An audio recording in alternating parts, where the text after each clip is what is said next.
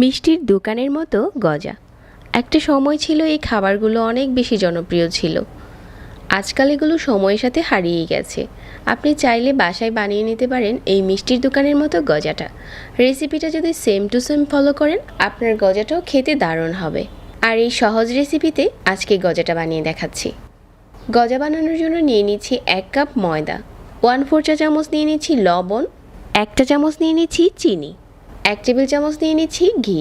তারপর ময়দার সাথে এই ঘিটা একটু সময় নিয়ে মিশিয়ে নিচ্ছি।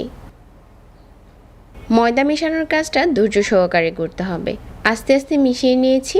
আর এখন মেশানো হয়ে গেছে, আর অল্প অল্প করে পানি দিয়ে একটা সফট ডো বানিয়ে নিচ্ছি। এই ডোটা অনেক বেশি টাইট হবে না, আবার অনেক নরমও হবে না। এভাবে করে অল্প অল্প পানি দিয়ে একটা সফট ডো বানিয়ে নিয়েছি। আর ডোটাকে হাত দিয়ে ডোটাকে ভালো করে মতে নিয়েছি। তারপর একটা বোর্ডে নিয়ে যে কয়টা গজা তৈরি করব ওরকম করে ভাগ করে নিচ্ছি। আর আপনি 1 কাপ ময়দা দিয়ে অনেকগুলো গজা বানাতে পারবেন। আর এরকম ছোট ছোট ডো নিয়ে লম্বা করে বেলে নিচ্ছি। তারপর মাঝ বরাবর একটু কাঁটা চামচ দিয়ে কেচে দিচ্ছি। এভাবেই করে আজকে সবগুলো গজা বানিয়ে নিচ্ছি। মিডিয়াম আঁচে তেল গরম করে নিয়ে সবগুলো আমি একই সাথে ভেজে নেব। আর মাঝে মাঝে একটু নাড়িয়ে দিতে হবে। কাঁটা চামচ দিয়ে অবশ্যই মাঝখানে একটু কেচে দিবেন, তা না হলে এগুলো অনেক বেশি ফুলে উঠবে। এভাবে করে অল্প আঁচে মোচমোচে করে ভেজে নিয়েছি। আর যখন এরকম লাল হয়ে গেছে, ওই পর্যায়ে তেল থেকে উঠিয়ে নিচ্ছি।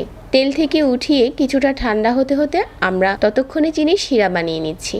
চুলায় আরও একটি প্যান বসিয়ে 1.5 কাপ নিয়ে নিচ্ছি চিনি, আর 1.5 কাপ চিনির সাথে 1/2 কাপ পানি। এখন অপেক্ষা করছি ঘন একটা শিরা হয়ে যাওয়া পর্যন্ত। এর থেকে বেশি পানি দেওয়া যাবে না, চিনি থেকেও অনেক পানি ওঠে। এভাবে করে বেশ কিছুক্ষণ এই শিরাটা জাল করে নিয়েছি।